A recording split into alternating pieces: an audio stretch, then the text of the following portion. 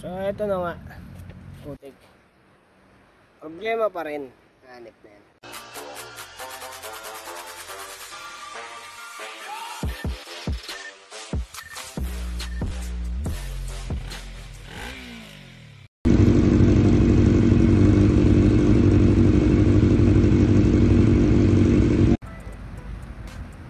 Ito, nawala yung overheating issue, nakakahataw-hataw naman ng problema, nagre-reach. Umusok daw yung tambuche, umusok siya pagkagaling sa bira, tapos pagdating sa stoplight, umusok ng makapal daw yung tambucho. Eh, pinakita nga sa akin video, binidyoan nila eh, buti nakita ko. Ito, nakapag-decide ako na palitan ulit yung fuel screw. Babalik ko yung stock niya kasi ito yung pinalit ko yun. Tapos babalik yung stock niya. Tapos napansin ko, ito pala laban. Ayan, magidiin mo pa yung ano. Ito ba?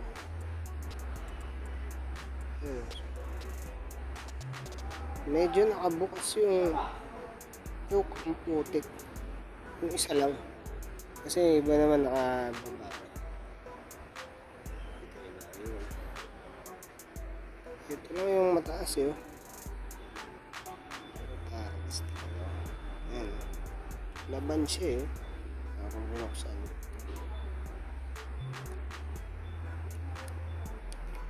Tapos sasara natin. Ayun o, masasara mo pa eh. Nag-taking tayo. Ito siguro baluktutin ko lang to. Tapos to babalik ko na yung original. Nire-repair ko lang kasi hirap na pihitin.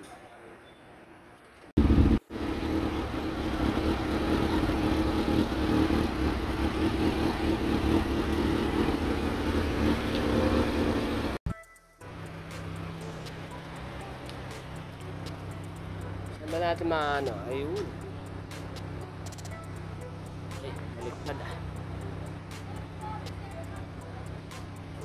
Kilometer 23 ah.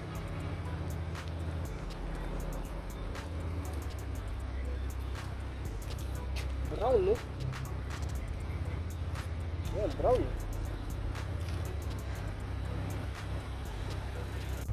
Video ko yung motor ko ha. Tsaka yung hinarness ni Moto Mona ya. Layo kasi.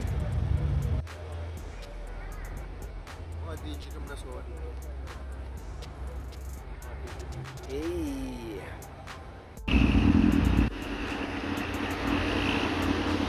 Hey. Tingnan natin kung nausok. Okay, wala na eh, wala nang usok.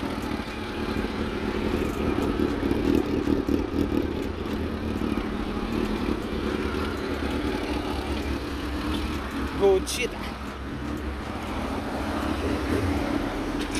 Ayun. Maangas yun.